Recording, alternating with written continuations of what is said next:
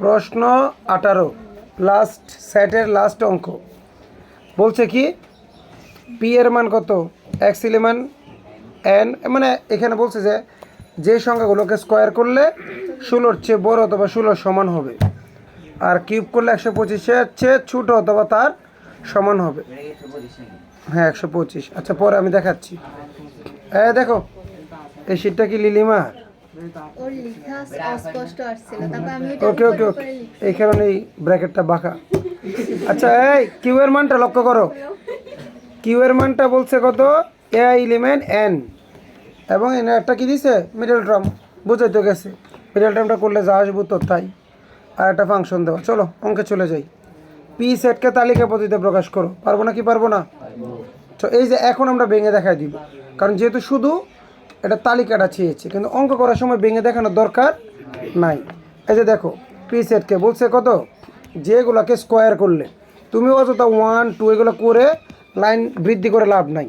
তুমি তো বুঝবাই কোনটাকে স্কোয়ার করলে কাকে স্কোয়ার করলে সমান হবে 4কে 3কে স্কোয়ার করলে যে ছোটো হবে তারপরে 3টা দেখিয়ে দিতে পারো। তুমি 1ও দেখাবা 2ও দেখাবা তোমার সময় নষ্ট হবে প্রয়োজন নাই। দিলা 4 যদি ধরি 4কে স্কোয়ার করলে কত হয় 16 হয় এটা নেওয়া যায়। আবার এই শর্তও কি মানে কিউব করলে 64 হয় এটাও নেওয়া যায়। আবার যদি এক্সের মান 5 ধরি স্কোয়ার করলে 25 হয় এই শর্ত মানে প্রথম শর্ত কি মানে আবার কিউব করলে কত 125 এটা সমান এই দুইটা শর্ত কি মানে যদি এক্সের মান আমি এনে 6 ধরি শর্ত একটা এটা প্রথমটা মানবে পরেরটা মানবে না। এক্সের মান যদি আমি 3 ধরি প্রথমটা মানবে না পরেরটা ঠিকই মানবে। তোমরা একটা কাজ করবে না 3ও দিবা 6ও দিবা মানে একটা কম একটা বেশি দেখাই দিবা টিচারদের দেখিয়ে দিবা ঠিক আছে। ও তো জাস্ট যে দুইটা মানছে ও মানে বুঝতে পেরেছে ওই দুইটা লিখে দিচ্ছে।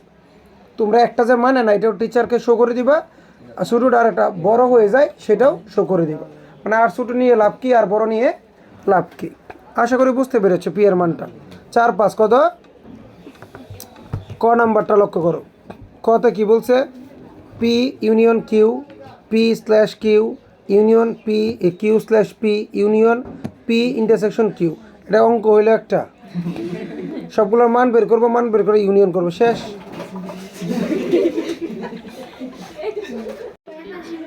লক্ষ্য করো এখন যেটা বলছে এখানে। আচ্ছা চলো এটা করে দেখি আমরা। পি এর মানটা কত 4 5 বের করছি ওইখানে কতে আর কিউ এর মানটা বলছে কত এটা মিডল টার্ম করতে। হ্যাঁ মিডল টার্ম করে মানটা দেখাই তো মিডল টার্ম তো বুঝাইছি বুঝছো না। 5কে বাংবা কত 3 2 কত 6 এই যে গুণ করলে 6 হয় আর 3 আর 2 কত 5। এখান কী করবো এই দুইটা দেখে কমন নিলে এ কমন নিলে -2 থাকে। আবার এখান থেকে 3 কমন নিলে কত হয় -2 দুইটা দেখে করে নেবো একটা আর এই বাইরেগুলো কি এক জায়গায় রেখে দেবো। এক কথা মিডল টার্ম করলাম আর কি। ওকে এগুলো আগে করাইছি বিদে এত বেশি বলতেছি না। তাহলে এ সমান কত 2 হয় এবং এ সমান 3 হয়।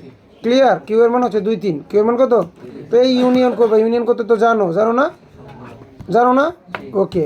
এরপরে কী করবো এখানে মাইনাস করবো মাইনাস মানে যেগুলো মিলবে এগুলো বাদ ঠিক আছে একটাও মিলে না তাহলে উত্তর এইটাই। আর এখানে এই যে মাইনাস যেগুলো মিলবে এগুলো বাদ একটাও মিলে না তাহলে উত্তর এইটাই।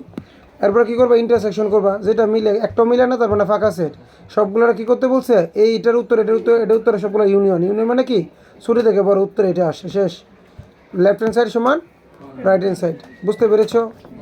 বুঝছেন লেফট হ্যান্ড সাইডটা কোথায় এটা না ওকে।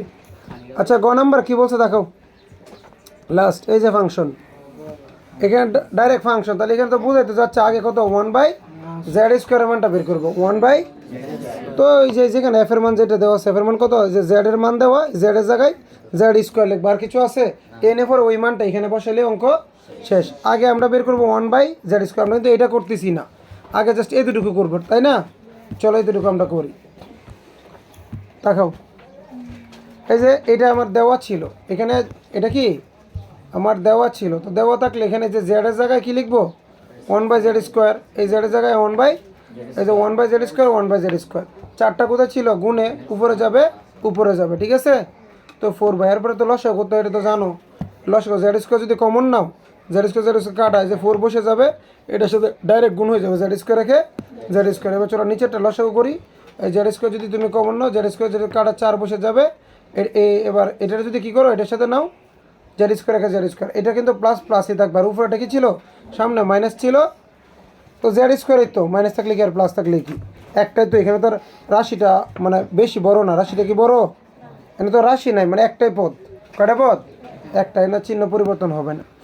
আচ্ছা, এরপর কী করবো, এই যে উপরটা এখানে দিব গুণ, এই নিচেরটা কী হবে, উল্টে যাবে, নিচেরটা কী হবে, উল্টে যাবে। জেড স্কোয়ার কাটা, এই যে মানটা বেরিয়েলো এটা কার মানটা, মাইনাসের 1/x স্কোয়ারের মানটা, কার মানটা, x square, 1/z square, 1/z square.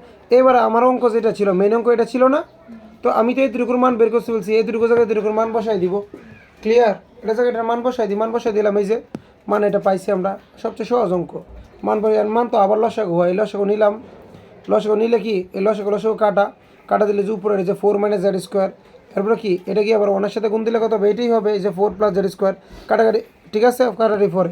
এবার নিচেরটা এই যে আবার এটা লসাগু নিলাম, এটা কাটা দিলে কত, 4 - z স্কোয়ার, এটা গুণ দিলে কত হবে, 4 + z স্কোয়ার হওয়ার কত ছিল, কিন্তু সামনে মাইনাস থাকার কারণে কী হবে, -z স্কোয়ার। এবার আসো মানে যাই, উপরটা যদি কাটো, এনে কত, z স্কোয়ার কাটা, 4 4 কত 8, এই যে 8, আর নিচে কত 4 + z স্কোয়ার লিখলাম, এটা হচ্ছে প্রথম রাশিটা। আর এই বাঘটা দিয়ে এটা কী করলাম, উল্টাই দিলাম, উল্টা দিলে এটা চলে যাবে উপরে, উপরে চলে গেছে, আর এই উত্তরটা আসবে নিচে, এখানে কাটাকাটি করছে, 4 4 কাটা, z স্কোয়ার কত হবে, -2z স্কোয়ার, কারণ এটার সামনেও মাইনাস, এটার সামনেও কি মাইনাস, তো কাটাকাটি করো, এই অংশ কাটা, কাটা না, তো এখানে -2 কিন্তু এখানে গুণে, 2 কিসে গুণে, চাইলে 2 দিয়ে 8 কাটলে কত হয়, 4 হয়। কথা ঠিক আছে? দেখো আমি দেখাই, এই যে মানে উপরে ছিল এটা, নিচে ছিল এটা, তাহলে 2 দিয়ে 8 কাটলে কত হয়, 4 হয়। তাহলে গড়ে উপরে 4, নিচে কত, -z স্কোয়ার, এই যে উত্তর -z স্কোয়ার। আশা করি বুঝতে পেরেছেন। অ্যান্ড আমাদের সেট কি ফিনিশড। ওকে।